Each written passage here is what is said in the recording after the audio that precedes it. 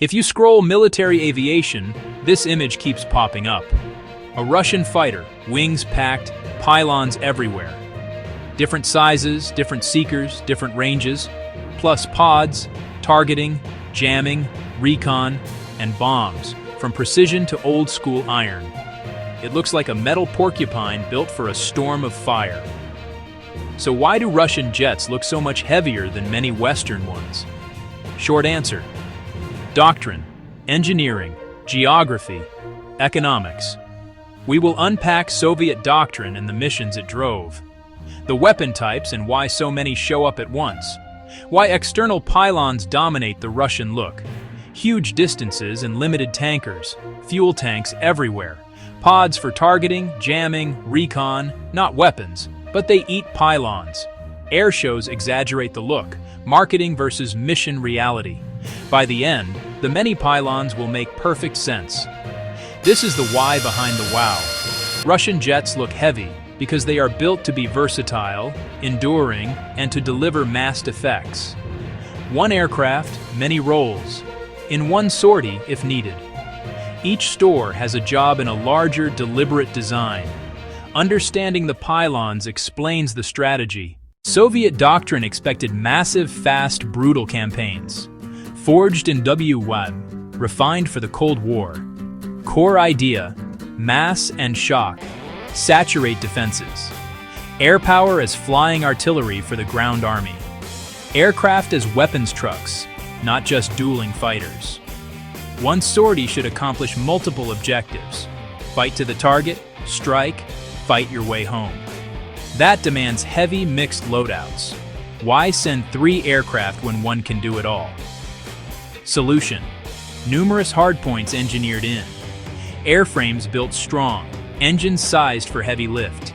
Heavy loadouts were a design feature, not an afterthought. That legacy persists in today's aerospace forces. Smart weapons increased, the loadouts stayed versatile. Su-30, Su-34, Su-35, heirs to that philosophy. Large frames, lots of stations, often 12 or more. Planners can stack roles in one jet. Air superiority, R-77 for range, R-73 for close in. SEAD, anti-radar missiles to open corridors. Strike, CAB 500 for precision targets. All of it, on one aircraft, one sortie. Quantity mattered, planning assumed attrition. Carrying 12 instead of 8 was a real advantage. Technology changed, the core idea stayed. Versatility and volume, baked into the DNA. Doctrine drives design, and the look you see. That's why there are so many pylons. Not excess, intent. All of it at the pilot's fingertips. Next, why the jack-of-all-trades airframes look busier. Russian multi-role often means multi-mission, same sortie. Su-30SM, designed as fighter, interceptor, deep striker. Air dominance role? Check. Long-range intercept? Check. Deep strike delivery? Check. Big airframe, many pylons, high lift and power.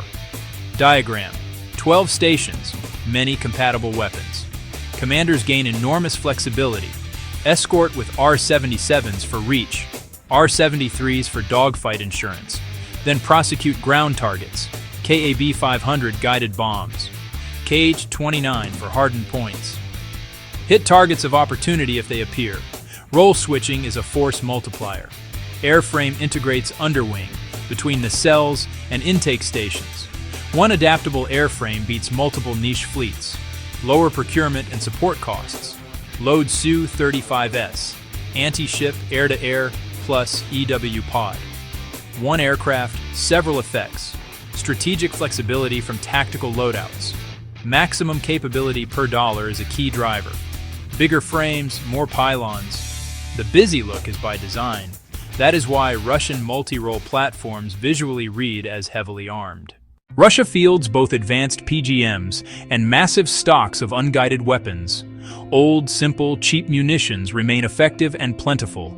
A jet might carry a few high-tech SEAD missiles, and many pods of unguided rockets. Racks holding multiple small FAB bombs multiply item count. More items equals busier visuals.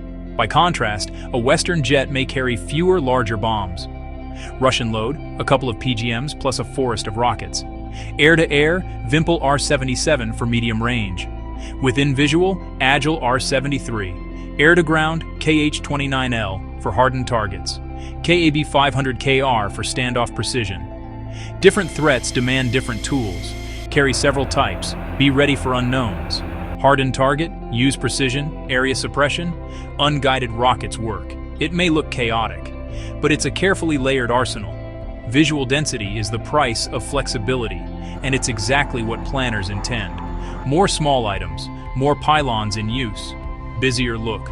Every clamp and brace adds drag. Accepted trade.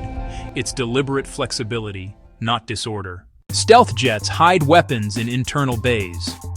Low radar cross-section comes first, but bays limit size and count while stealthy. Su-57 has bays, yet still provisioned for external pylons. Most Russian fighters rely on external carriage.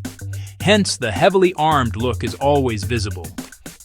External pylons carry larger, more varied ordnance.